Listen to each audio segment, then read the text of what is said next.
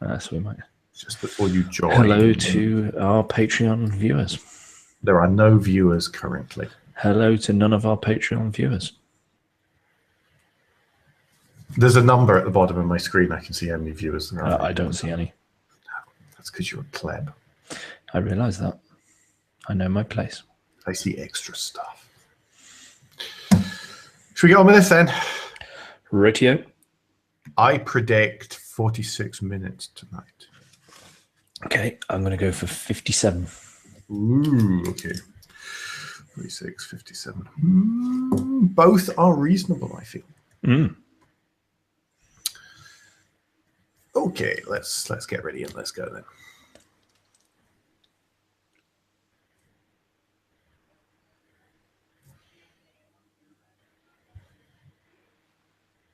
Welcome to the Motoring Podcast, your weekly discussion of motoring news. This is episode 115 on Tuesday, the 27th of June, 2017. Hello, I'm Alan.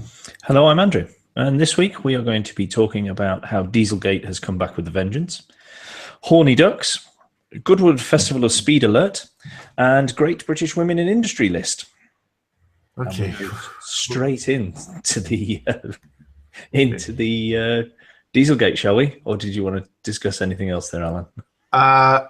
No, other than I will get revenge for the bad pun very shortly. The only thing I wanted to discuss was hotel room, bit echoey, bit of a noisy road outside. Sorry, folks, there's nothing Andrew can do about it, nothing I can do about it. So if it bugs you on the audio, I'm really sorry. Okay, that's a fair and honest warning. Exactly. That saves you 3 hours of editing time anyway. Possibly. So, Dieselgate. And why? Last week, there was none. Now there is much. There is much associated. First of all, there was the news that Volkswagen is going to buy back Dieselgate-affected vehicles in two German towns, Arnsberg and Bayreuth, or something like that. It's something like that. It is not. It's not Beirut. It is in Germany.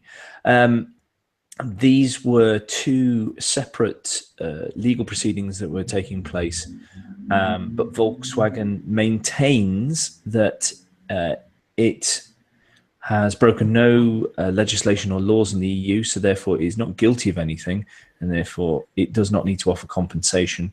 These they are calling exceptional circumstances. And they've waived their rights to an appeal, which I don't understand.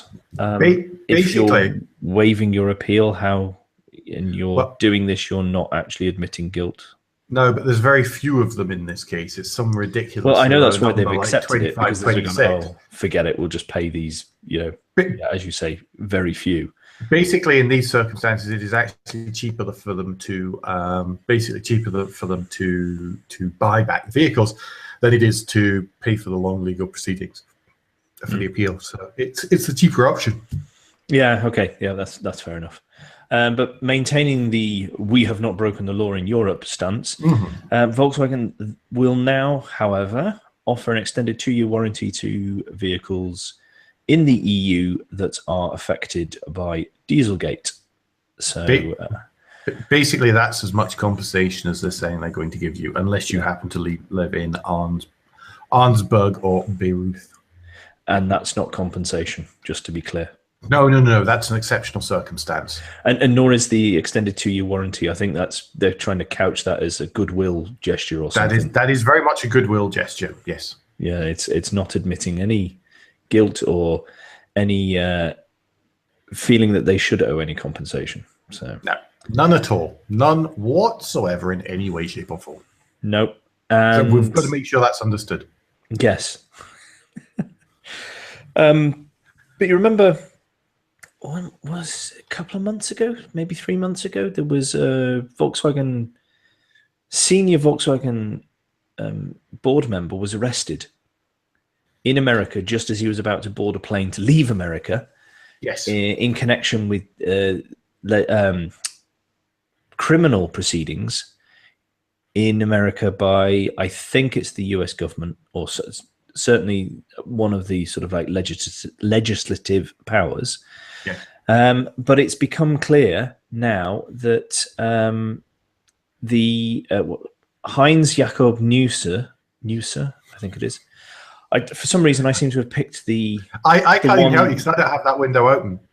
I've got the next bit of the story open. Picked So the stories in which I need to be able to pronounce people's names, and as we all know, English is hard enough. So names from abroad is a bit of a struggle tonight, everyone. I do apologise.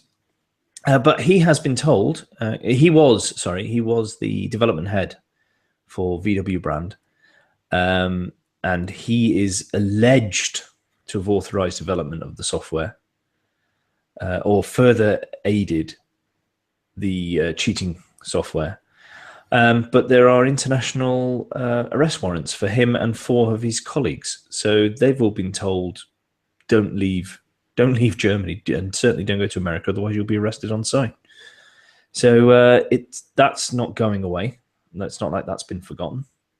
And then more so with Dieselgate, the German government has stepped in now in an effort to try and restore customer or consumer confidence, but also because they are under immense pressure, as is every country in the EU, to cut their pollution from diesel engines as one of the sources, but to cut their pollution across the country.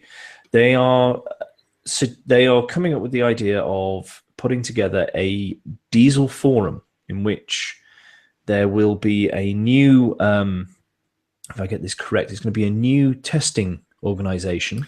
Yeah. Which will do real world testing as well. And also it's to phase out or to make the emission testing on diesels much stricter as well. But according to this story on Reuters, as ever, links in the show notes to all the stories we talked about tonight, then there is some skepticism as to how independent this will be, because this new institute is talking about testing 70 models a year. However, the government funding is incredibly low. So most of the funding is going to come from the car companies themselves. And the German Green Party, I think it's German Green Party, is saying that really, hang on a minute, is this independence enough, or is this going to propagate the same issues again and again? Because that was one of the allegations about it currently, is that the manufacturers have to pay the testing organization now to see whether they pass the current legislation in laboratory conditions. Yeah, but did you see the other point, the other thing that was being brought up here, and that's that the German government is trying to get car makers and engine manufacturers to update the firmware of up to 12 million vehicles that are already out and on the roads to try and decrease their CO2. Yeah, the government was saying it would cost about 1.5 to 2.5 billion euros to implement, but HSBC has gone, hang on a minute, that's really just looking at the labor side of it. By the time you've included the equipment and all that stuff, it's going to be probably cost about 10 billion euros to do. So there seems to be some dispute as to whether that's going to happen and whether that's a good idea. Yeah, but it does go to show that how the whole industry's now been affected by this, which is what people were saying all along. Because when the news first came out, people's attitude was, well, they're all at it. That has not been proven the case, thanks to the way the legislation is written, and because most cars fit within the testing regime, and some of them emit less. Yes, some of them are super good during a test. Well, no, some of them are super good in real life, is that actually emit less than they do in the test. Yes, sorry. Some synchronized drink there. That's quite bad. Again. We've started podcasts to enable our drinking. But Autocar has commissioned some research to find out whether the there had been a big effect on people's buying decisions. And it turns out that, yes, there is. But however, we have to couch this, and Autocar couch it in the article, which will be in the show notes, where they do say that this is people's intentions, and that is usually different to what actually happens when they go and have to fork over their cash. And this is not just specific to new cars. This also affects. They were asking about used cars as well. So, when you make your next purchase, will you consider petrol, diesel, or alternative fuel? Which are the ones you're most likely to go for, and things like that.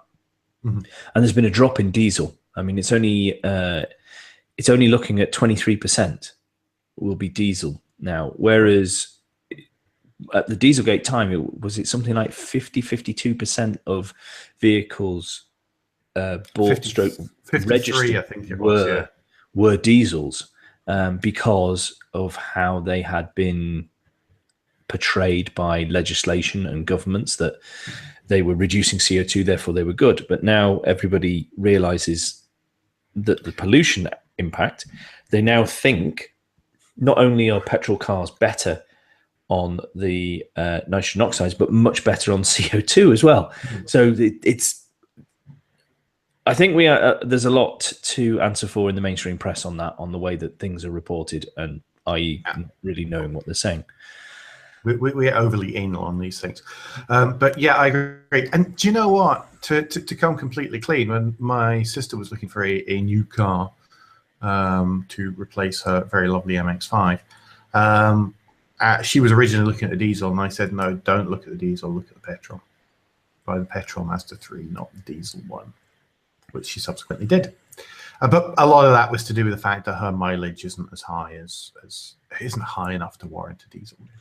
Yeah, and I would also suggest as well, with the way that petrol engine technology has moved on, their miles per gallon has significantly improved over what it used to be. When you used to have a diesel that was, remember the early 2000s, mid 2000s, a Volkswagen lump diesel will get 50 to 60 miles per gallon, and a petrol you'd be lucky to get 30. And that's how diesels won so much purchasing. Apart from that, they mainly hit fleets and stuff.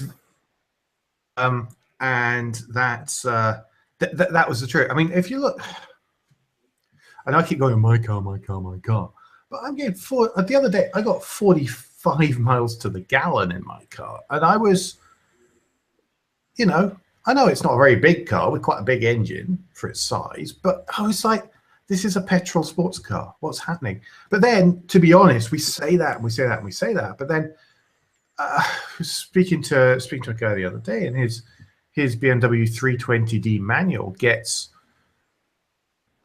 he averages 65 to the gallon because he normally does motorway runs. And he does a lot of miles. And that's where it makes sense to have a diesel, is if you're doing over 15, 20,000 miles a year and they're a certain type, it is usually more advantageous to go down the diesel route than it is petrol, isn't it? But if you are doing less than that, with the initial cost and the extra cost of fuel and repairs and the fact that you can't just use them to poodle around town, you do need to clear the tubes of them. Run, and that's the mistake that many people make nowadays, that there are DPFs, diesel particulate filters, that they don't take them on the decent runs to clear out these diesel particulate filters. Anyway, I feel that we've talked way too long already on Dieselgate, to be honest. Yes, that's about a month's worth of Dieselgate, everyone. That's just made up for all those weeks we didn't have it. So should we move on to the other big challenge at the moment, which is the ongoing Uber Waymo Anthony Lewandowski case thing. So I don't mind this one so much, because this one seems to be moving along at a pace. It is, yes, quite. So thanks you'll remember to the judge. Yes. So you remember previously in Waymo versus Uber, that Anthony Lewandowski has now been let go from Uber. Now, I'm sure we've all heard some of the press about Uber. It has been a grim few weeks for them, PR wise. Many months. There's been a grim few months, to be perfectly honest, and not all of it undeserved. However, we'll come to two little parts of that in a minute. So first of all is that Anthony Lewandowski now been let go from Uber, but it has come out in the wash that that he had very strange clauses written into his employment contract. He had basically, it was written in that that he would be protected from, and this is in a document. This is according to Washington Post, a Bloomberg Washington Post article. Again, linked in the show notes as ever. There was a document dated April the 11th, 2016, and it references pre-signing bad acts, which covers behavior including fraud and trade secrets theft, as well as post-signing specified bad acts. And I like the fact that they were unspecified beforehand, and now they are very specified. Yes, quite. Misconduct in the later time period wouldn't be indemnified, with the exception of retaining confidential information solely in the memory of an employee. So Waymo, when I say Waymo, by the way, I remember that's the autonomous driving part of Google, is basically saying that that Lewandowski and Uber had hatched a plan. Now, we don't know how cunning a plan it was, but they had hatched a plan. And that Anthony Lewandowski had told his name now, and I've completely forgotten it. Oh, God, I'm good. It's not mentioned in here. Yeah, Kalnick, pardon me. The now former chairman of Uber about a year ago, who then said, please don't bring that stuff anywhere near here, allegedly. And that Lewandowski was meant to go and destroy the files. So it's all getting rather strange in this case. Stranger.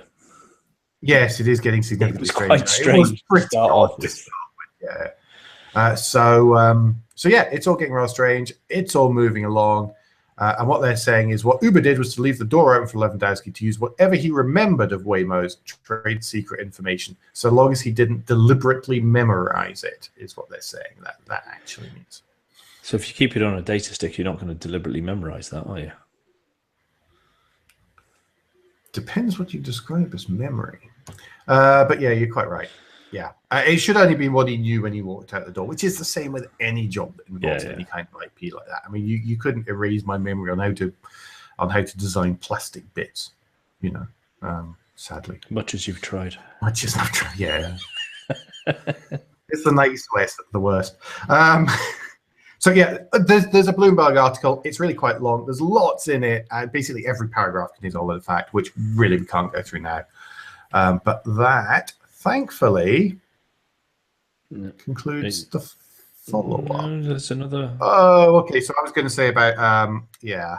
Okay, so Travis Kalanick, the chief executive officer of Uber, is no longer chief executive officer. There's been lots and lots of stuff going on about corporate culture at Uber, and this I think has partly triggered that, but also, you know, treatment of drivers. Are they employees? Are they self-employed? All this kind of stuff. Well, I think it's just like the past big issues 6 months of bad news. It is. It's partly that. Allegations of rampant sexism within the organization. A bro culture, as I heard it described on Dear the Tech News show when I was catching up on that the other day.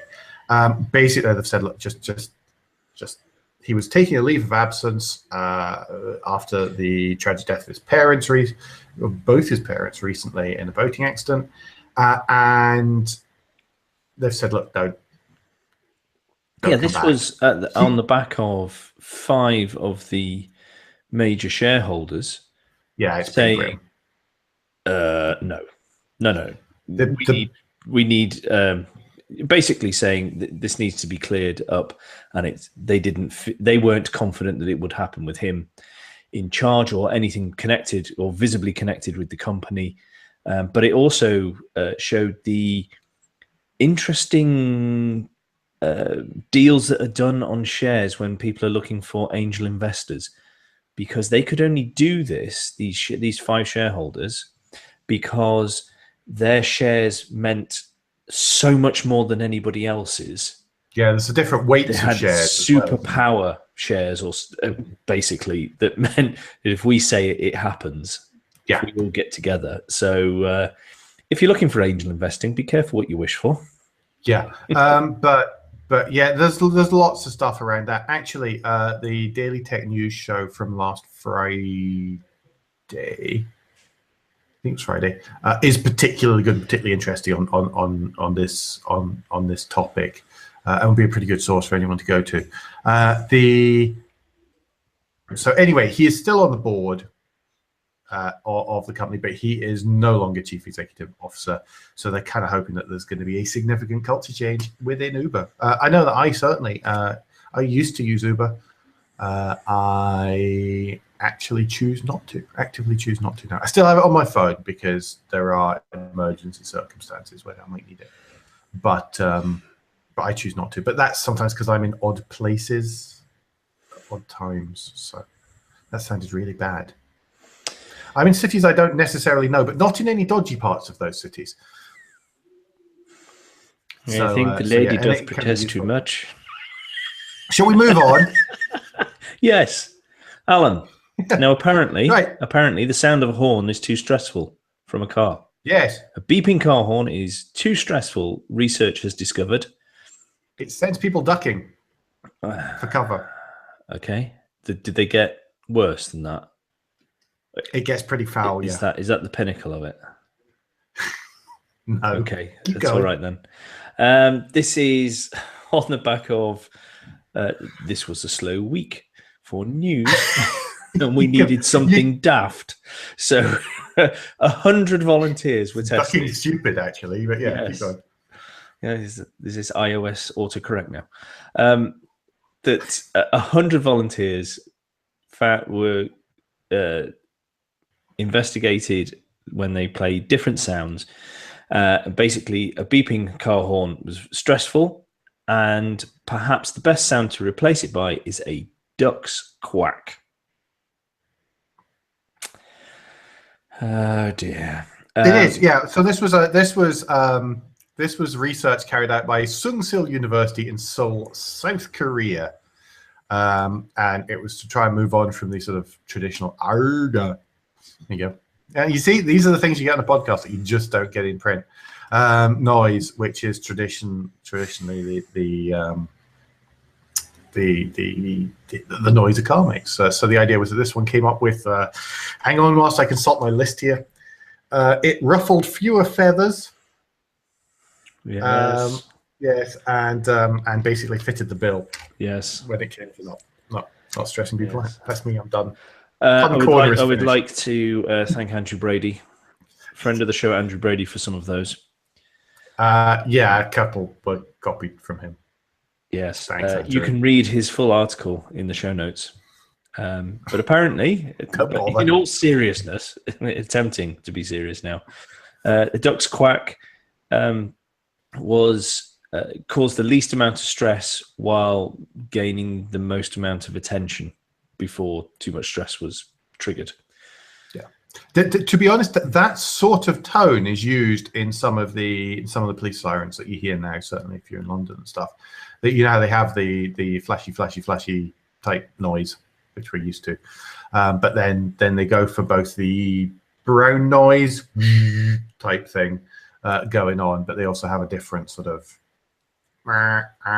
type noise. I'm doing well tonight, am I? But type noise to try and alert people to where they are, because actually traditional siren sounds are actually of a frequency which is very difficult for people to pinpoint. So they don't know where the noise is coming and going. Well, I suppose now you need to find a frequency that actually causes a physical reaction, because so many people got headphones in, or the cars are so well sound insulated these days. You need something that will cause a vibration or something through. Yeah, absolutely. Maybe that's the way that it goes from now on, that they're just silent, but you suddenly go, hang on, my right elbow's twitching. That must mean that something's happening. Is that a well-known psychological response? Yeah, legs twitching right and No, that's the left. duck. Shall we move on to some more serious research? Yes. Okay, so It's been a while since we've mentioned this company. It is, and it's not this company particularly. So let me explain what the research was. So the research was by IVL, the Swedish Environment Institute, and it was done on behalf of the Swedish Transport Administration and the Swedish Energy Agency. So it's very Swedish. But it's also, what I'm trying to say here is this is government-sponsored research and not by some weird think tank somewhere.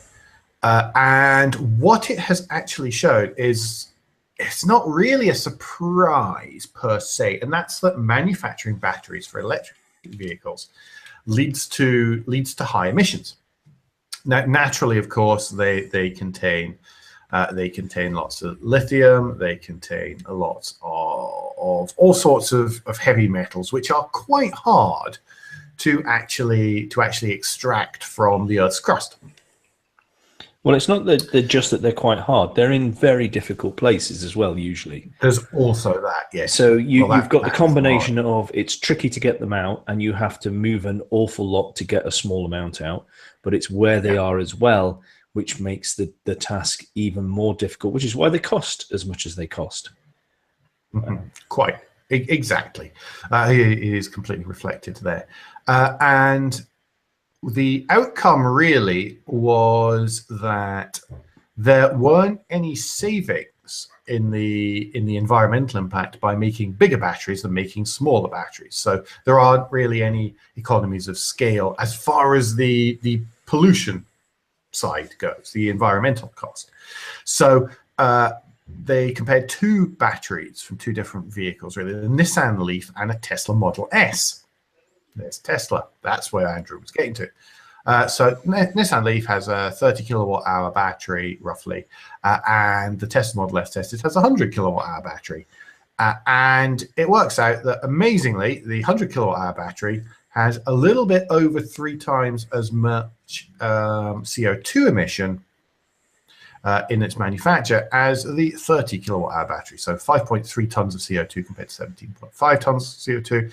And the headline number from all of this is that's reckoned to be about the same as driving a petrol car for 8.2 years in the case of the Tesla and 2.7 years in the case of the Leaf.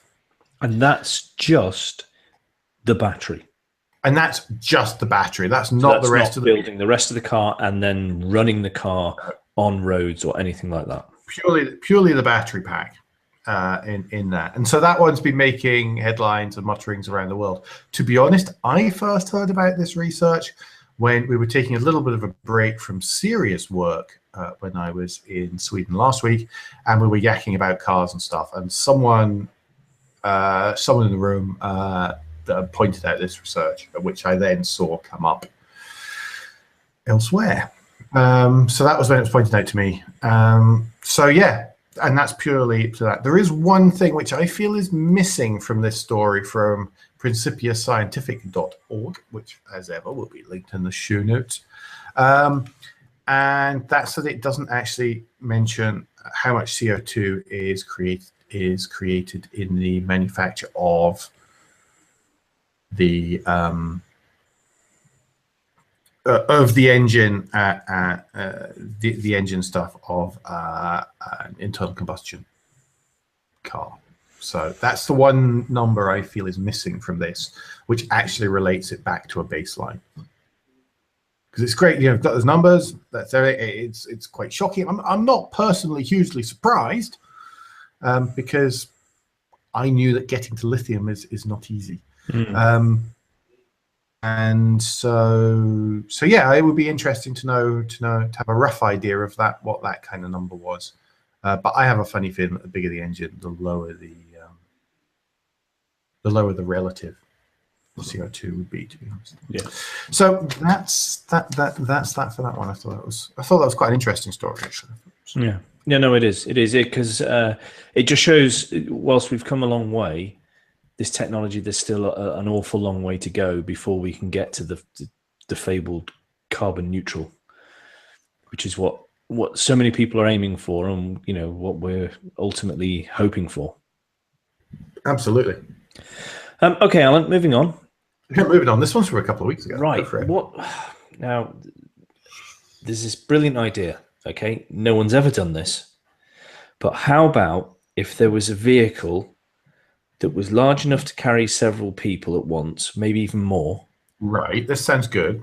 Right, that went to set stops along a fixed route that you knew, Would that you could would then you do that to access, some kind get of on and get timetable? off at any of those stops.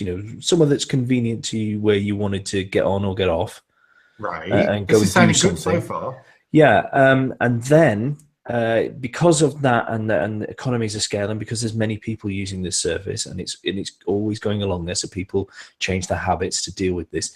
It doesn't cost as much to use a, say, calling out, I don't know, a taxi or a specific ride sharing that's only just for you.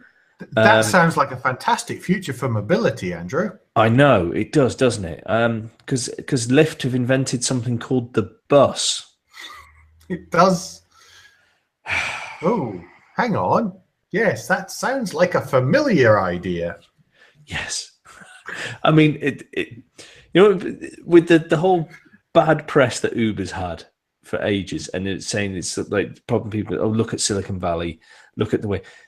I think for me, peak Silicon Valley is in how this has been couched to everyone, because they have used such ridiculous wording that a lot of it doesn't really mean anything. Again, it's marketing speech to try and convey an idea to us instead of just using simple words. And so if they'd come out and said, look, this element of a bus works, we can make it work better for you by doing this and this.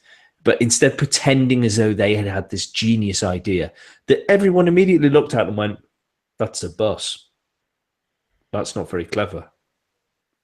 And they could have made it out. They could have changed the way that they said it to actually help sell the idea and get it across without looking complete peak Silicon Valley-ish. Yes, I nearly said a naughty word then, actually. Yes, it is. I mean, it is high Silicon Valley. In fact, Silicon Valley, flipping Jalopnik site is just working crazily there. I was going to read out. I was going to read out part of their release on this. So yeah, but I can't because it's playing up.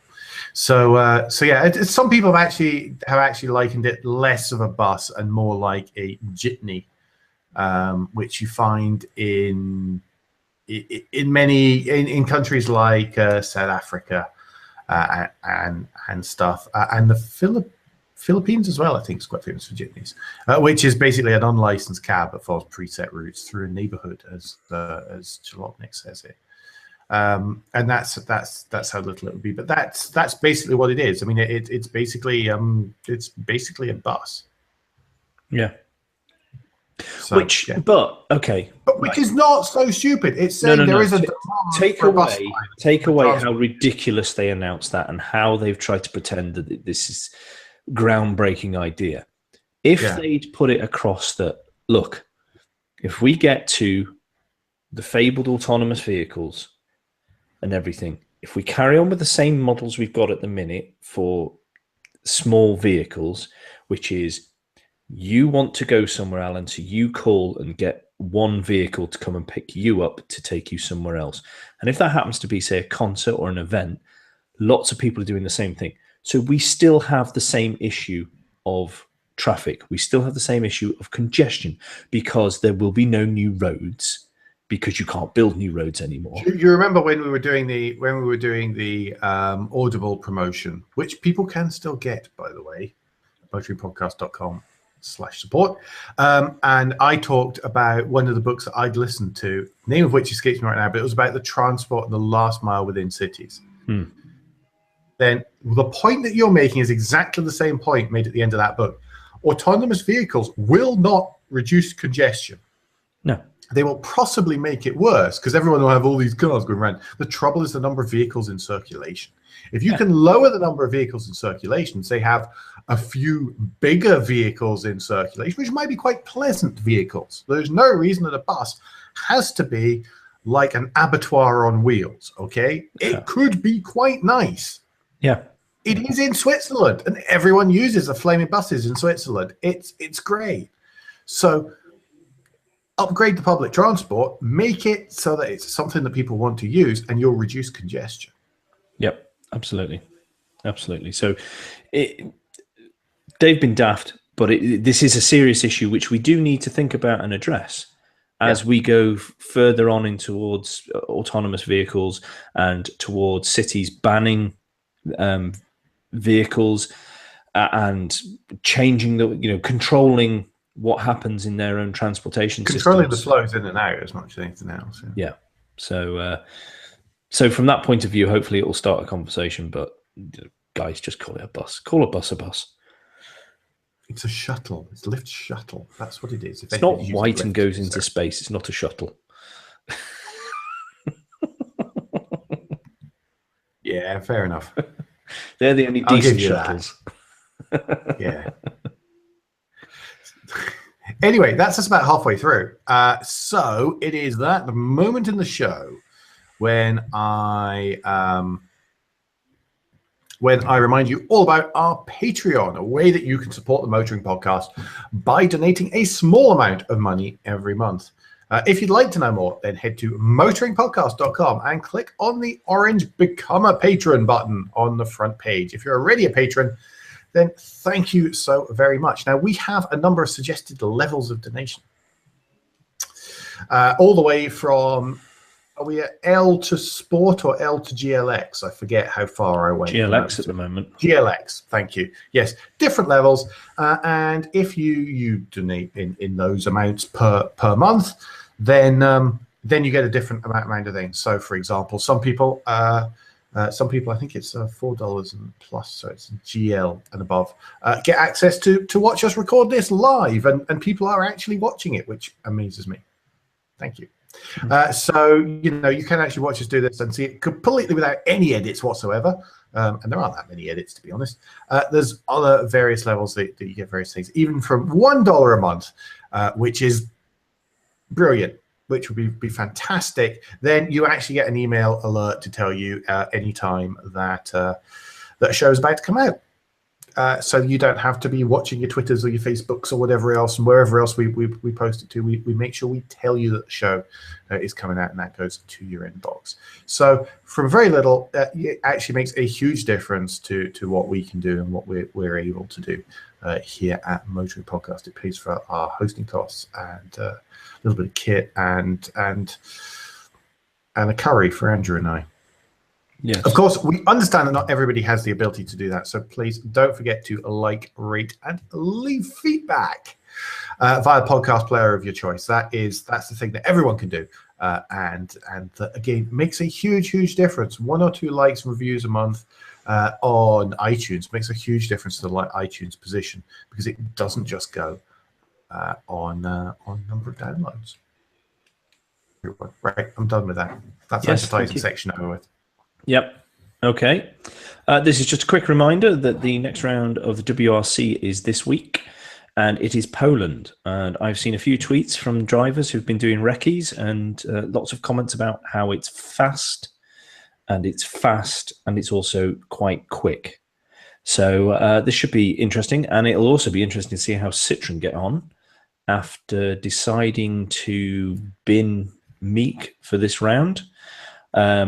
Of which the general reaction from the UK was quite supportive of Meek, I think is the polite way to put it. So we'll see how that goes, because a lot of the reporting was not fair to blame it on one person when they've clearly got issues with their car.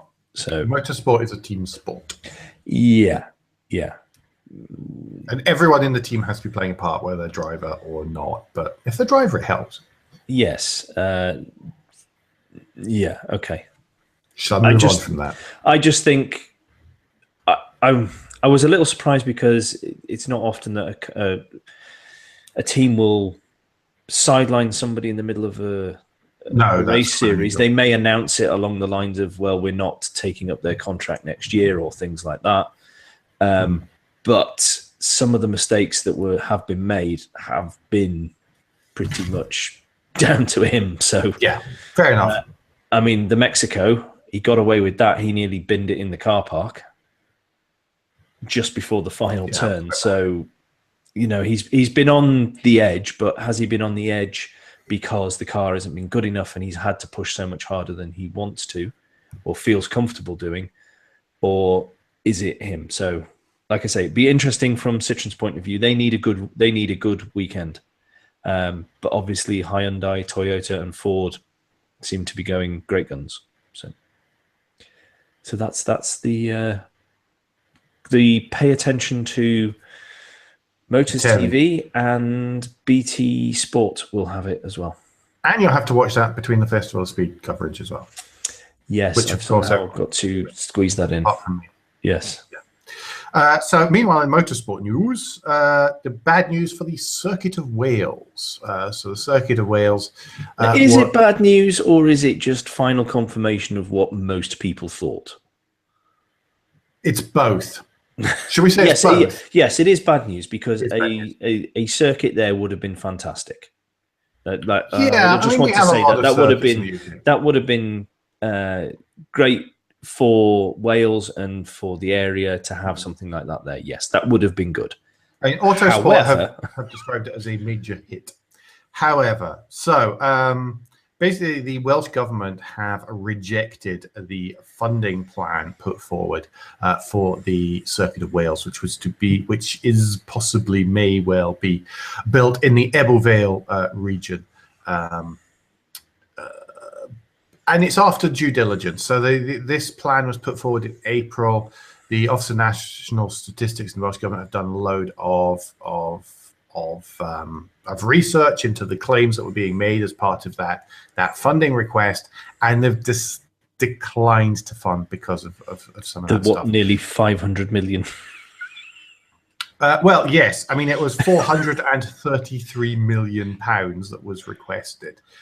Basically, they're saying that, well, look, the benefits have been overstated. So 6,000 potential jobs has been significantly overstated according to Autosport, and that that by 2024 the expectation would be a little over 100 direct full-time positions. In reality, there's also major points that the Welsh government was going to be underwriting £210 million of it, all sorts of bits and pieces, and basically the government was going to be taking on more than 50% of the risk. With the political and economic climate, particularly in Wales, well, that's it. If they'd taken that on, they would have been slaughtered by services that are. And you know what? I actually think rightly, the Welsh Economy and Infrastructure Cabinet Secretary Ken Skates released a written statement all about this this morning, and basically he was saying that the total, that 433 million. I'm trying to work out why some numbers are 433 million and others are 373 million. Many hundreds of millions of pounds, whichever one it is, was the equivalent of building a major hospital, 10 schools, or 5,000 new affordable homes. And but it's when you put them in terms like that that it's tricky, especially if things have been overstated. You know, of course there was never going to be 6,000 people permanently employed. That were going to be once in a while, depending on whether they had, you know, people were saying, oh, it's going to be a MotoGP circuit. They had to win that business. Yeah. Because it's not as though there aren't other circuits in this country that go, oh, we like a bit of MotoGP. That's what I was going to say. I mean, when you look at it in context, it's only a race circuit. We have many other race circuits all across the country. I'm really sorry that there isn't a major one in Wales, other than I can't think of any other than Anglesey. That there isn't a major circuit in Wales. it would be nice to have another circuit in Wales, but it's a nice to have. I would much rather we have there though, through the Yeah, valleys. I get that. Ooh, you get all the heights and the dips and the 15 different types of weather in the one. So, meanwhile, in better news, the national government, the Welsh government, will instead provide £100 million worth of funding for over 10 years. So that's 10 million a year roughly, to build a new automotive technology. Oh, gee, Ding. I'm so sorry. That's a ding. To build a new automotive technology business park in Ebbw instead. So, so not all bad news, but not great for Circuit Wales, a project which many of us felt was maybe a little bit vanity. Yes. Quite. Shall we move on then? Yes, I'm sorry. I've just got to get rid of that window. Yes. It's this week, in case you have been living under a rock, it's the Goodwood Festival of Speed. And why I say that is because we may have mentioned it once or twice. Yes, thank you, Infinity. Yes, this year, thanks to Infinity, Alan will be there. Alan will be driving. Are you going to drive?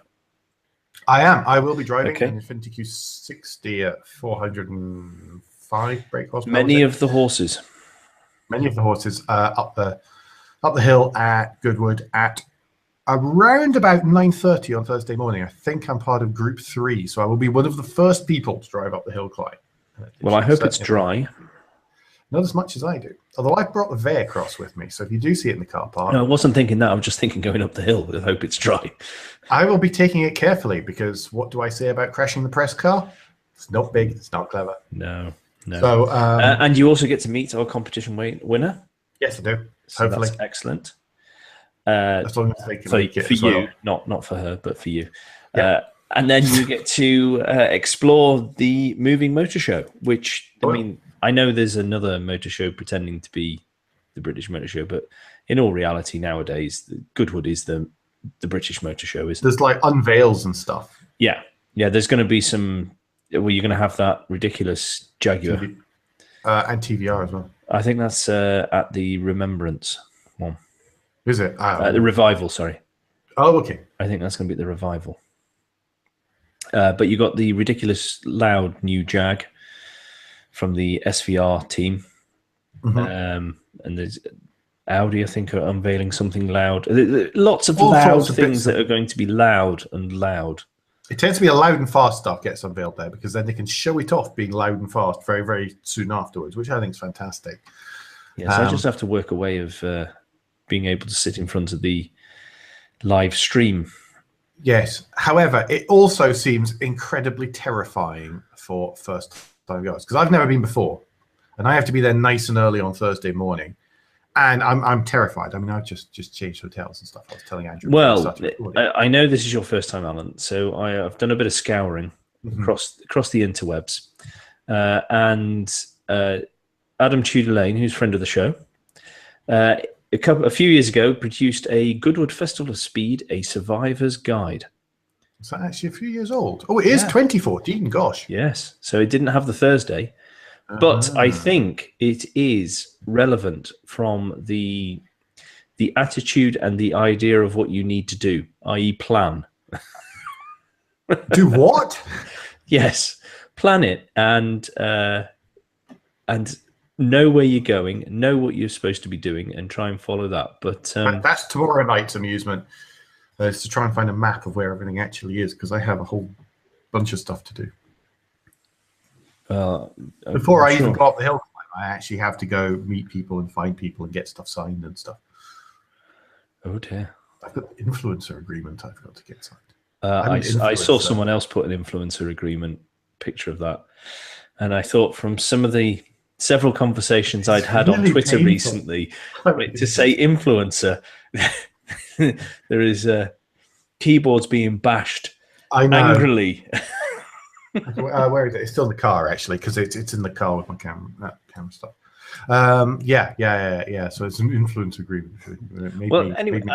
I hope you have a good time. I am incredibly jealous, but it's just not possible to make it down there. Yeah, it's a tricky one. So I'll try and do as much as I can. I don't know what coverage is going to be like. I have limited time once I get home on Thursday night and on Friday, and stuff. So I'll do as much as I can. I'll share as much as I can as I'm going around. But Don't worry, it can come out later when you get back. Yes, I'll add that to my list. Back, not back from Goodwood. Yeah. We'll see what we do. So it should be good. I'm really looking forward to it. As I say, thank you, Infinity, for what's going to be the highlight of my day. And looking forward to catching up with some of you. So if you are there on Thursday, then give us a ping. All the usual ways that we mention at the end of the show. Yep. Right. It's time for list of the week, but actually, what I want to do first is list of last week. Do we have to? Yes, we do. Because I couldn't argue my corner last week, and There's you nothing said to argue. wrong stuff. No, you were very wrong indeed. So no, I wasn't. So last week's list of the week was a list of forgotten hot hatches, the best forgotten hot hatches. And some of them were very good. Some of them were awesome. So some of them were awesome. They were great. Things like Zara's are included in there. The Mazda 323F BJ model. That is actually its proper title. 323F Sport, the 2-litre one. Mate of mine had one of those. Absolutely fantastic wee car, actually. But the one that somebody was really rude about, and really shouldn't have been really rude about, was the Proton Satria GTI. And I was not rude. You were rude. I went. You were Proton. dismissive. Anyway, you were dismissive, which was even worse than being rude, because it was as if you're not even worth my effort. No, to be rude it's not. It's garbage. Yeah, that's the one with the bolt-on arches. Yeah. Like some kind of... I like a bolt-on arch. Yeah, we love bolt-on arches on the Motoring Podcast, but it was still rubbish what you said. So just to mention the Proton Satria GTI, I know it's a Proton, right? And it was a nasty shock to Proton dealers at the time that people might actually come in looking for this sporty car, because I actually went and looked to try one, to buy one. Now I understand the defense. Because any kind of Lotus... It's because you refuse to admit to yourself that perhaps you made a mistake in your decision-making. No, I didn't. Lotus on it, slapped on the side of it, is not enough to make up for it. Proton, by that point, already owned Lotus. It's a hot hatch, engineered by Lotus, suspension tuned by Lotus. It was a wee beastie. Did someone with a Lotus T-shirt look at it? Is that the... Just wished and let me finish here. So, it was Lotus tuned suspension, Lotus tweaked engine, tuned for the UK roads and stuff. Autocar thought it was fantastic when it came out. Major Gav on Petroblog. Well, a fantastic article explaining just what a great little car it is. I saw one at the weekend being used as a race car still, and it looked great. I've seen them, to be honest. It's one of the few cars which has had trouble keeping up with some of which has managed to keep up with some of mine. The Vaycross? On one occasion, somebody with one of those actually got a nasty shock from the Vaycross. So yeah, I mean, it's a great wee car. There's not many of them about. It is completely, and the trouble is that badge snob idiots, like one of our esteemed hosts here, dismiss it because it says Proton, and really shouldn't, because really it's as close as you're going to get to a Lotus hot hatch, at least at the moment. But let's find out what's going to happen now that Geely have bought. So anyway, that's do you feel better now you got that off your chest? I do, because you were wrong, Clews. You were very wrong, as usual. I thought he's so uninformed. So I thought uninformed, misguided. No, you just couldn't admit to yourself that you nearly put money down on something that was going to be a horrific mistake. The old goat only wanted to deal with pensioners smelling of whittle and mothballs, and basically threw me out the thing. I said, "Well, do you have one?" He saved you from yourself. Is there anywhere else I can try? They have saved you from yourself. Okay, so you don't want to sell me this car, this really quite good car. So it was just ridiculous. Anyway, should we move on to this week's list of the week, which is this week's list of the week? I think we are both in unanimous agreement of. Yes, we are. We are totally in unanimous agreement. I was letting you introduce it. Oh, thank you. I was going to let you. It's slick. It's got your color against it. Ah, well, I can't see that. Right. So in this smooth handling of this segment, It's all right. There's nobody watching. that's okay. Good. So this week's list of the week is the great British women in the car industry, which has been championed by Autocar and SMMT, which I will have in the show notes, and you have to go and see because there are 100 inspirational British women. So I am not going to sit here and go through all of these. However, I will just mention not even we are going to do that. Yes, I will mention the categories though, because I think that's interesting because it helps to show what and this is something I'm trying to do with Rear View, is it shows how wide the motor industry is and the different aspects of or different jobs that have to be done to get a car on the road or to keep a car on the road. So, for example, we will start with HR and training. Then there is executive, there is design, apprentices and interns, communications, marketing, retail and sales, manufacturing, and vehicle development. Now, that's just the ones that have been highlighted for this this celebration, really, is what it is. And it is a celebration of all the fantastic women that are involved in the motor industry. And I think I'm still conflicted like I was last year, that it's wonderful that we are celebrating it, but it feels a little bit daft that we have to celebrate it. I think this is being done for the right reasons. It's not being done from a don't forget there's women involved. I think this is being done from a look at all the important stuff that is being done. It is being performed by people in the industry. And you need to go and read the category winners and read about them, and then see who else was nominated, because there's many nominations per category as well. But it's I mean, we give our congratulations to all those winners, but the ultimate overall winner and amazing work that she does is Amy Rimmer, who is the research engineer for autonomous vehicle control at Jaguar Land Rover. Now, if I can find it, I saw JLR put out a video discussing with Amy in it. I think if you go to the Autocar link, it's actually in there. So if you click on that, so the link you'll get will have the winners, and Amy will be at the top. And then within, if you click on the find out more or the show more bit or on Amy's bit for the overall winner, then the video is included in there. Okay, excellent. But yeah, so it's great to see all these people being acknowledged for the efforts they're putting in. Yeah, I think it's great stuff. Yeah, really is. Yeah, no, it's good. It's brilliant. It's worth a look through, and going through, and just as you say, reminding us all just the breadth of stuff that needs to happen for a car to get on the road these days, whether women are included or not. But yeah, it's a good one. I enjoy this one each year because I think it's such the right thing to be doing. Yes.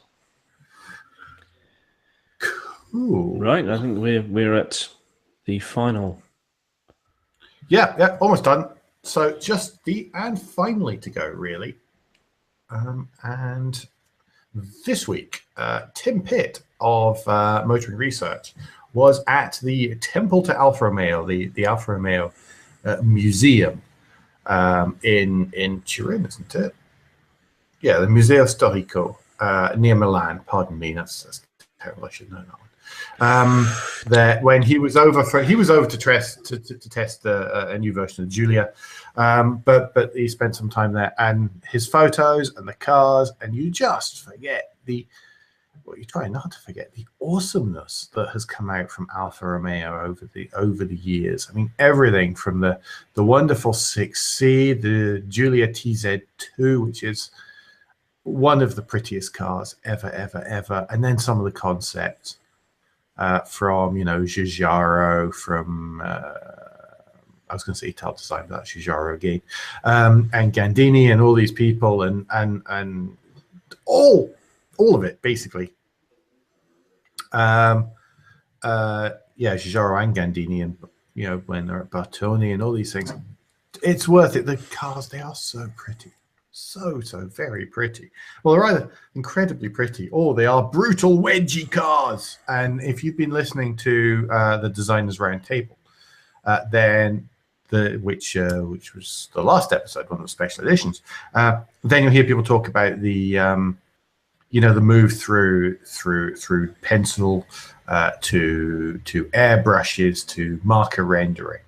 And when you go through this, you can see that marker rendering brought out the wedge and stuff. You look at the Alfa Romeo Carabo in there. You look at the iguana concept from Giugiaro, and you can see exactly what Neil was talking about when he was talking about that. I'm sure it was mostly Neil, wasn't it? On that one, was talking about when he said that. So really, go take a look, enjoy Tim's pictures, and see his highlights as well. And it's a nice thing to look at and think about the Designers Roundtable at the same time. Yes. There was a plug in there too. Did you notice my plug? It was awesome. It was almost seamless. That's good. I'm glad I haven't brought attention. We're getting much better at this. 115 episodes in. Yes, we're almost getting there. So no, that's a brilliant. And finally, go have a look, enjoy the pictures. It's worth 10-15 minutes of your time.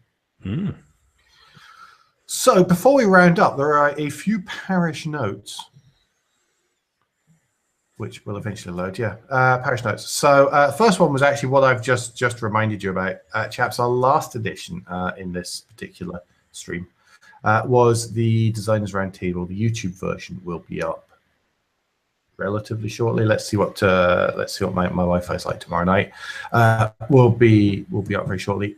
It's 2 hours. Okay, that's a lot of commutes. We understand that's a lot of commutes, but it's a lot of interesting stuff in there as well. And because great. Thanks to Nia and to I've forgotten everyone's name. Lee and Matteo for their time, giving up 2 and a bit hours of their time of the evening to contribute to that. It was genius. Yeah, but I mean, this is the sort of thing we were discussing when we've hinted in the past, when we've said we want to do deeper dives into particular subjects and stuff. So this is the second time we've gone into a specific subject, but it's been a long time since we did another one, because there was the only other time we've done vehicle or alternative fueled vehicles was the first one that we did that with. That's true. I'd forgotten about that. Honestly, I'd forgotten about many moons ago. That was a long time ago. And the only other time we've really done it was with the Geneva Motor Show this year. Yeah. So that's something that we're definitely going to repeat next year, if not before, with the Motor Show. If there's other topics like this, and people and stuff people would like to see, then please let us know. It's not something we can do regularly. There's a lot of logistics involved in it and quite a lot of planning. So we'll keep them coming if you like them. Give us your feedback, please. Yes, we do want feedback on this. Is this the sort of thing you like to listen to? Is this, you want more of this stuff? Because if you do, we will do our best to make it happen. Yeah. We'll see. We'll see where it sits. Yeah, because it'd be cool to do. Review on Friday. Yes, if all things goes well tomorrow.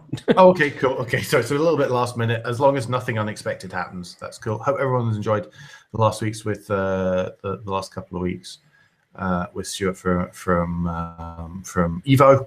I certainly did. I thought they were great. I've had some very nice feedback from people. Yes, thank you some lovely feedback. Yeah, thank you. Goodwood on Thursday, as I say. I'll be going up the hill at about 9:30. So if that's on the stream, and I have no idea yet if it is, then give us a wave from the other end of your computer screen. And if you see me around, wandering around, generally looking kind of lost, then please do say hello. That would be great. And last but not least, I'm not around for next week's new show, because I will be sunning myself in La Belle France and drinking wine and stuff. So I think you've got a special guest presenter lined up. I have. Nice. So they'll probably be better. Solo. Don't worry, No. everyone. It's not solo. Hey, Don't have to put up with just me. Solo last week at zero notice and did a cracking job of it. So thank you for filling in on that.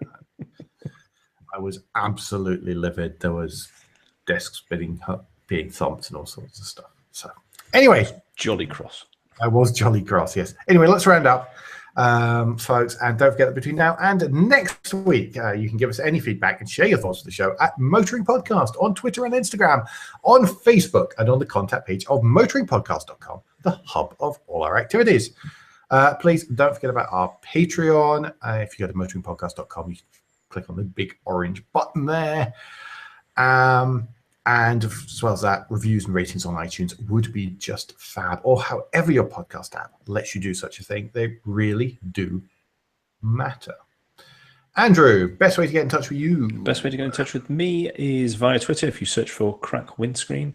And Alan at 09:45 Thursday. What are the best ways for people to check if you're still alive or whether you've been airlifted off to hospital or you are not groveling in apology to infinity? Yeah, if I haven't launched a Q60 into a bale, then you get me on Twitter at AJP Bradley, BRADLEY at the end there. As I say, Andrew and a special guest presenter will be back next week. But until then, I've been Alan Bradley. I've been Andrew Clews. And safe motoring.